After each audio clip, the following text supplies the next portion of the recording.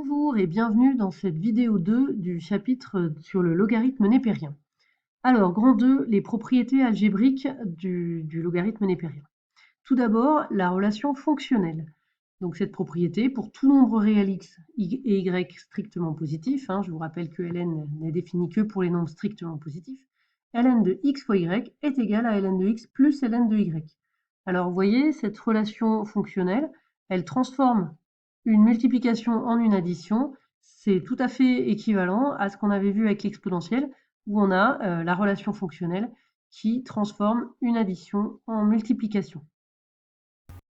La démonstration, alors soit x et y deux réels strictement positifs, on note grand A, ln de xy, c'est-à-dire le membre de gauche, et grand B, ln de x plus ln de y, le membre de droite. Donc l'objectif, vous l'avez compris, c'est de montrer que A égale B. On va passer par l'exponentielle. Exponentielle de A, c'est égal à exponentielle de ln xy, on a simplement remplacé. Là, on va utiliser une propriété qu'on a vue dans la première vidéo, qui dit que exponentielle ln, eh bien, ça se neutralise. Ça s'en va, c'est-à-dire qu'il ne reste plus que xy, puisque les deux fonctions sont réciproques. Et pour b, donc exponentielle de b, c'est égal à exponentielle de, on remplace, ln de x plus ln de y. Et là, on utilise la relation fonctionnelle justement pour l'exponentielle, qui dit que quand on a une addition dans la puissance, là, eh bien, on peut multiplier les deux exponentielles. C'est les relations des puissances qui s'appliquent bien. Donc, ça donne égal à exponentielle ln de x fois exponentielle ln de y. Alors, exponentielle ln de x, là, on utilise la même propriété qu'ici. Exponentielle ln, ça s'annule. Donc, il reste x. Et ici, pareil, exponentielle ln, ça s'annule, il reste y. Donc, exponentielle a, on a montré que c'était xy. Exponentielle b, on a montré que c'était x fois y, c'est-à-dire la même chose. Voilà, on peut conclure. Exponentielle a égale exponentielle b, c'est ce qu'on a montré ici. Là, on utilise une propriété du chapitre de la fonction exponentielle qui dit que quand on a deux exponentielles égales, ça veut dire que les puissances sont égales. Donc, grand A égale à grand B, c'est-à-dire on obtient la relation fonctionnelle. Passons maintenant au deuxième paragraphe, les autres propriétés algébriques.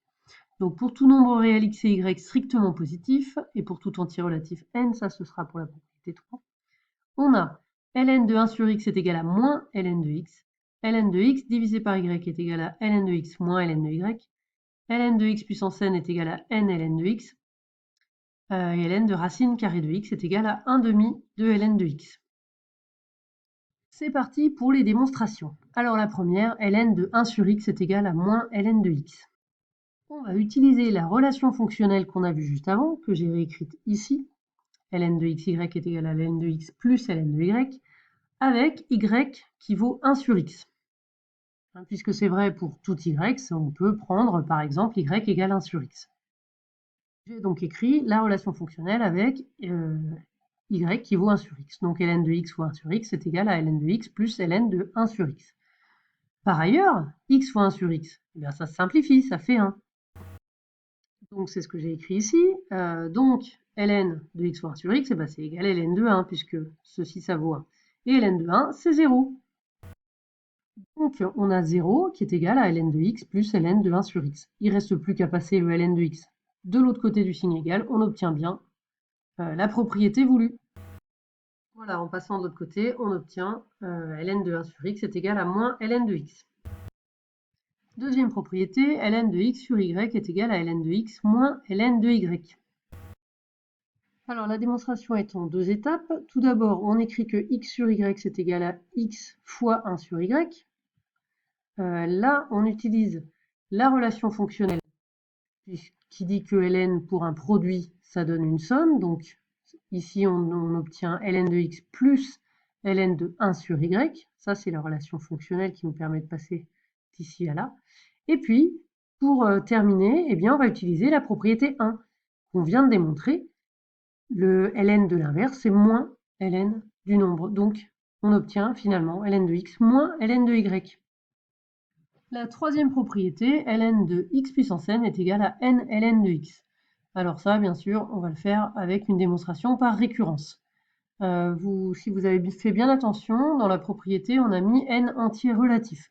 On va faire en deux temps. D'abord, on va le démontrer pour n un entier naturel, c'est-à-dire positif.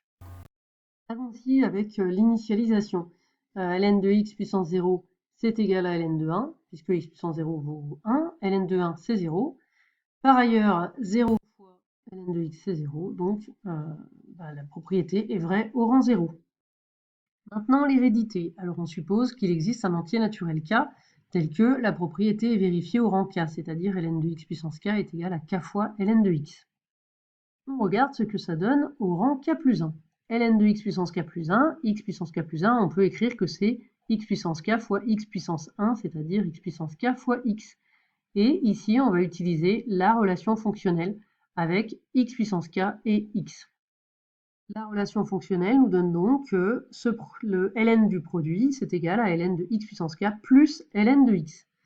Et maintenant, on va utiliser l'hypothèse de récurrence, c'est-à-dire ln de x puissance k, on va le remplacer par k ln de x. On remplace donc ln de x puissance k par k ln de x, on a k ln de x plus ln de x, donc k ln de x plus ln de x, et bien ça fait k plus 1 ln de x, c'est-à-dire qu'on a bien la propriété qui est vérifiée au rang k plus 1. On a donc démontré que la propriété était initialisée au rang 0 et qu'elle est héréditaire. On peut conclure, pour tout n appartenant à l'ensemble des entiers naturels, ln de x puissance n est égal à n ln de x. Nous avons donc démontré la propriété pour tout entier naturel, c'est-à-dire positif ou nul. Maintenant, il nous reste à la démontrer pour les entiers négatifs. Donc soit P un entier négatif, donc P s'écrit moins n avec n qui est un entier positif. ln de x puissance p, c'est donc ln de x puissance moins n. Une puissance négative, c'est pareil que 1 sur la puissance avec en positif. Donc on arrive à ln de 1 sur x puissance n. On va pouvoir utiliser le résultat qu'on a démontré pour ln de 1 sur un nombre, c'est-à-dire la propriété 1. Cette propriété 1, elle dit que ln de l'inverse d'un nombre, c'est égal à moins ln de ce nombre. Donc ici, ln de 1 sur x puissance n, c'est égal à moins ln de x puissance n. ln de x puissance n, eh bien, on a démontré que c'est n ln de x. Donc finalement, on arrive à moins n ln de x. Moins n, c'est p. Donc, on obtient bien que ln de x puissance p est égal à p ln de x. C'est-à-dire que cette propriété, ce résultat, finalement, on l'a démontré pour tous les entiers relatifs. Dernière propriété pour cette vidéo, ln de racine carrée de x est égal à 1/2 de ln de x. C'est cohérent avec le fait que la racine carrée, on peut considérer que c'est une puissance 1/2. Alors, il y a plusieurs démonstrations possibles. Alors, je pars de ln de racine de x au carré. Donc, d'une part, racine de x au carré, c'est égal à x, puisque x est strictement positif, il n'y a pas de problème. Donc, ln de racine de x au carré, tout ça à l'intérieur de la parenthèse de ln, c'est égal à ln de x.